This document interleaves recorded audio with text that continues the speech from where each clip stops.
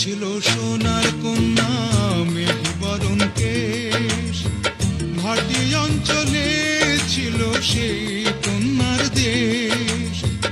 দুই চোখে তারাহারে কি মায়া, নদীর জলে পড়ল কন্যার ছায়া।